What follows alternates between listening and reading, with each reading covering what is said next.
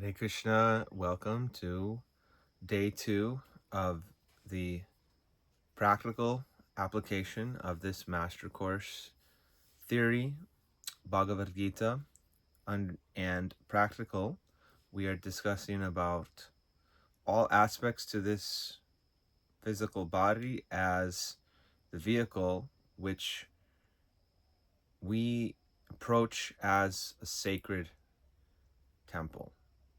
And so when we're talking about movement of the body, or we're talking about the physical postures, that they're all regarded as sacred.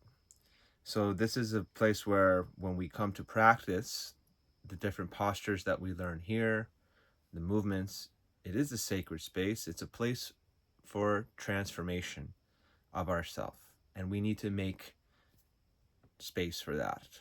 Wherever it may be, we need to find that quiet place where we can just relax and just be. Um, Along with some of these different techniques of the physical body, there's also techniques of the mind to understand, which are going to be very helpful as we approach the spirit through hearing the Bhagavad Gita, the body through these physical techniques that we're going to be sharing and have been sharing, and that hopefully inspire one to take up regular daily practices, if at all possible, of movements so aligned with the body's natural systems that one very easily keeps the entire body in optimum health. But the mind also plays an important role. What we think about becomes what we do. And ultimately, energy is what is moving all of us inside. This is a very important technique that we're sharing, because each and every time we're struggling in this world with something or another, we have a choice.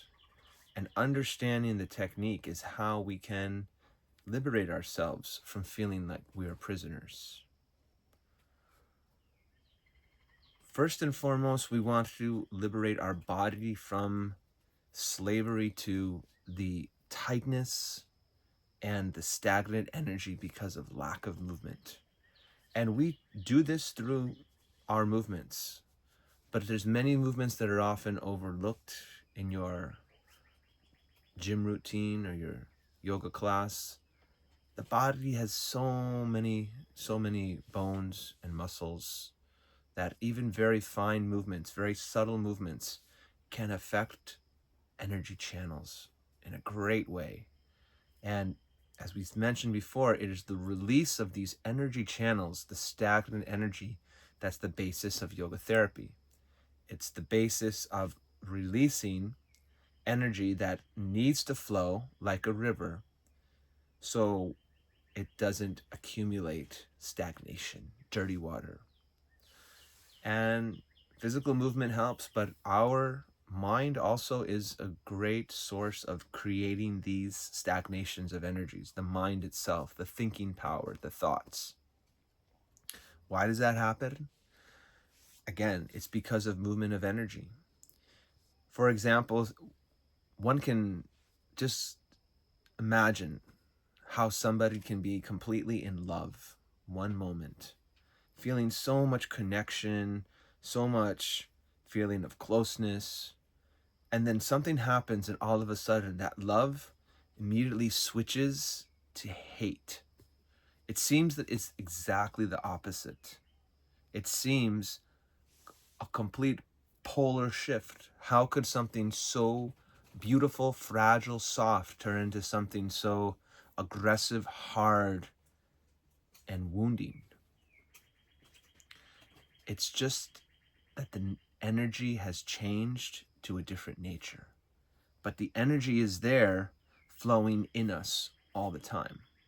These emotions, like in this example, love and hate, are coming from the thoughts that are coming into our mind, the thoughts that are created from how we are perceiving all of the people, places, events that are happening to us.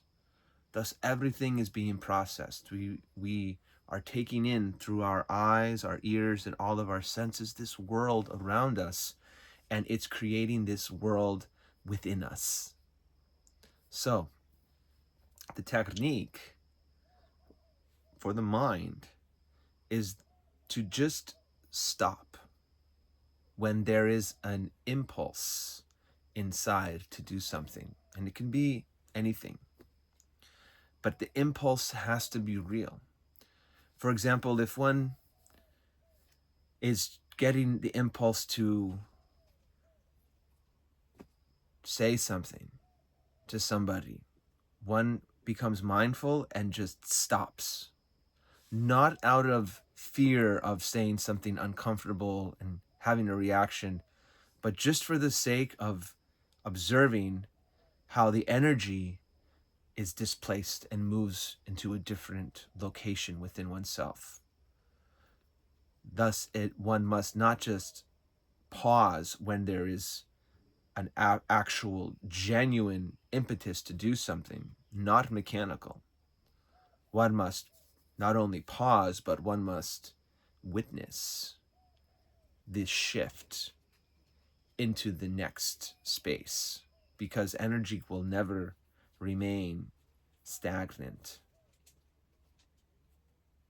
If one is desiring to have lunch every day at the same time, and then automatically one goes for eating lunch, this practice won't work if one just stops, because there was no genuine urge, there was no genuine impetus. But if one pauses their eating and they feel a genuine sense of hunger, then this activity of just at the point before doing the action, just stop. Be aware of oneself and just don't do the action, and then observe. This also helps retrain the brain from its programmed thinking. Being free in our real sense of self, in our real emotions, is so important and vital, not only for progressing in our life towards health, in our spiritual life, but even for our basic survival. How much great opportunity it is that we want to share ourselves, and how much sad it is loss of opportunity that we repress that. So just try to observe when a real impulse comes inside of oneself, authentic and real, not given to one, but feel it, and then right before doing it, just stop and observe. Let that choice settle in, and then more and more feel authentic in oneself. This also applies to when one is doing their personal training practice, moving the body continuously. And then all of a sudden, when one feels that the energy has built up to a certain amount, just stop and be in that position. That is an asana. And just hold and be aware and watch how the energy transforms. This is the process for the energy within the yoga therapy of breaking through the vyadis, breaking through the stagnant energy. It is when one stops from this movement of the energy that there is this awakening, where one is then, all the energy becomes brought to the center, brought to the state of awareness, brought to the breath, the simple holding of in that moment expands. And this is our choice. Do we expand ourselves because The world around us is feeding us information to contract it, to be more reliant on another intelligence than our own, another power than our own, another authority than our own. This is the most important and powerful human growth, is a rebellion from our own conditioned nature. And it's absolutely essential for us to break free into a lifestyle of choice in which our actual desires are aligned with our perfect health. This is the secret. When all of our choices create our ideal for ourself in our health, in our relationships, we can say that we have reached the pinnacle of success. It may not look like that there is gain externally, but it is desire. It is the desires that shape our life. It is really all about what we desire. It is by our desires that the enemy will try to control us, that the external energy, the artificial intelligence will try to control us through our own desires, offering us ways, tempting us, baiting us. Nothing can ever control unless we give away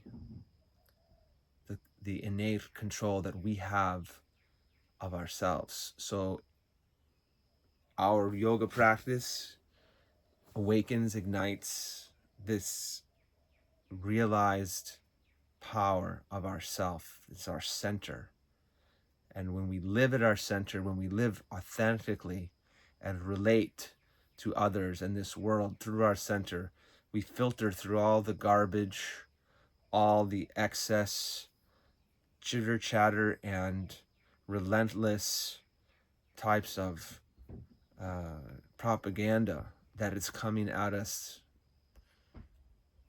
If they're watching, let them watch.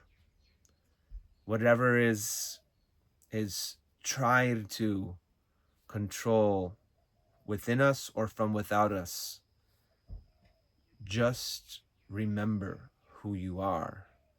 The core practices that are given in these modules are connecting to a higher power, the highest power, and that is the greatest freedom. We have to remember this, and that it is within our religion or of our soul to exist completely, perpetually free in this life and in every life to come. So the freedom of religion and to practice our eternal constitutional service to God openly, everywhere, for the benefit of all, must be preserved at all costs, must be safeguarded, and must be kept so sacred.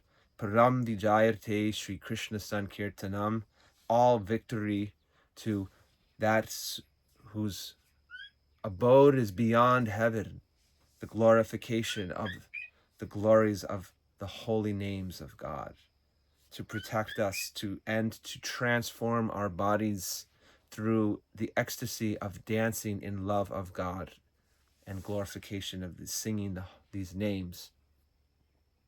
This is the essence of yoga. This is where our true freedom lies, not in fighting, not in resisting, not in countering the great mass of corruption that is distilled into this mega complex of this system that we're in. Cannot be stopped. What can is our own participation in the artificial intelligence within us. It is simply our lack of desire for the proper engagement. That is why what has to motivate through connection with those who are themselves motivated to be in the fire, to be a light with the fire of the Spirit of doing one's everyday connection to these higher teachings. And when there is these opportunities for awareness about our connection with this world that we live in, when we're about to do some connection, we're feeling our energy moving towards that, then stop. Be aware. Don't be led into everything like a blind man being led by another blind man may fall into a well. How do we know to trust, who to trust in this world? Reality itself, at its very fabrics, is being manipulated, fed to us through all of the different medias and mediums that are now becoming more and more prevalent in our so-called society. So-called society is disconnected from each other. In the past, in village life, if somebody was in a relationship and they were very expressive of their anger, that other person was knew that, oh, they still love me. They still are connected with me. If that, say, husband from their wife stopped being angry and controlling, dominating their wife, then their wife would feel, oh, my husband no longer loves me anymore. It's not the anger, it's not the hate, it's the lack thereof of anything related. It's the complete apathy. That is the greatest loss. That is the true great misery. We will have to deal with all of the hatred and find love through that in higher expressions. But how will that love manifest? We cannot tell others that they have to love. We have to find the true love within us and with ourselves.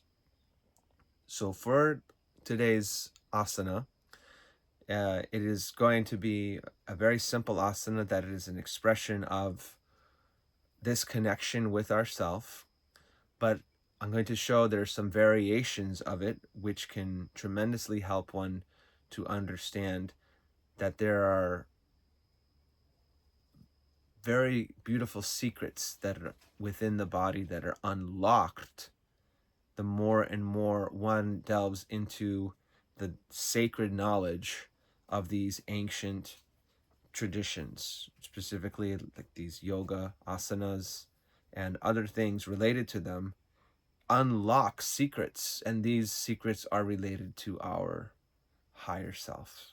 So when one wants to connect to their God in their heart, and then also their individual soul in their heart, so they have both, like two birds in a cage are sitting there in our heart. One is us and the other is the Supreme Soul. Supreme Soul is said to be watching us, like a bird in a tree eating the fruits of this tree. The fruits is this world, the things of this world that we want to enjoy, we want to consume. And the other bird is just watching. That is the Super Soul, the creator of this whole world. But from body to body, it is accompanying the individual soul. As a result of the karma or the actions of this lifetime, that individual bird, the soul, who we are, we will go into another body, and that other bird, the super soul, will guide us and give us that body according to what our actions are. Maybe the body of a bird, body of an animal, a snake, an aquatic, but a living, created being by the Supreme Lord will be the home of our next soul's destination. It's not possible for the soul to be incarnated into a machine, as far as I know. The beautiful connection with our sacred body is like a machine, but it is fashioned by God, and within it, the presence of God is there. So it is sacred. So when we bring our hands together and touch them to the heart, we are entering into our temple where God is present. So along with that is the bowing of the head, the remembrance inside of our holy master, holy supreme being, that is our loving connection, and it may be in whatever relationship we have. We bring our hands to the heart, we bow the head and press into the heart. And actually, this is a very strong centering for there to be the beginning of the yoga practice. We can also vibrate from there the holy names of God, the holy sacred syllables of Om, as we discussed yesterday, the bridge from our body consciousness to our internal, becoming aware of our internal senses, the subtle senses, the finer senses. This mantra Om, you might think OMG, oh my God, when we see that OMG. OMG can also mean Om God. Om is God, according to the scriptures. The vibration Om is the source of the world, and it's also its annihilation, as well as what nourishes it. So it is God in sound vibrational form. Just vibrate that, whatever sound comes to one in reverence, but that connection is very, very important, so that inside of the mind, one enters in out from our material consciousness, and we begin to enter and drop in. So with these hands here, also, it's very good to take the hands and just to do some pressure points right in the neck. These are some very important glands here, and stimulating those glands, just putting a nice pressure on one side of the neck, hold it, come to the other side, and hold it. Right here, alongside this muscle, this sternocleidomastoid muscle right here, we can just press right in here. Not too hard. There's some very sensitive arteries here. But these arteries also, they have some very special receptors on them that have to do with blood pressure. So when we bow our head like this, we don't have to leave it here. Just to connect in the hands to the body, especially to such an important part of the body as the neck, right here, the center of the throat, the bottom where the sternal notch. Like this, we have learned that in all of the postures of yoga, there's more than meets the eye. There's an infinite amount of opening of our physical body through variations that we discover on our own. And so that is one for today. And every time one ends their practice, or one begins their practice, they should bring their hands into this posture, because in the beginning we connect and open ourselves to relating with God in the heart, and then at the end we bow to the same, that supreme intelligence, that infinite intelligence that has come through us to guide us, to inspire us, to enlighten us, to awaken us. We give credit and thanks for that in our life, and in this way continue to nurture and nourish our eternal relationship with the Supreme through the infinite intelligence as revealed within our own heart and outside by the association of our fellow brotherhood, sisterhood of practitioners of the Supreme Spiritual Science. Thank you. And hope to see you on the journey of this beautiful master class. May it awaken within you something. And if it does, I give all credit to my spiritual masters who have shared with me the knowledge of these teachings and also the instruction to share them with others. And if there's anything that I said that does not resonate with you, I ask you to please excuse me and let it go and just take whatever does. Thank you.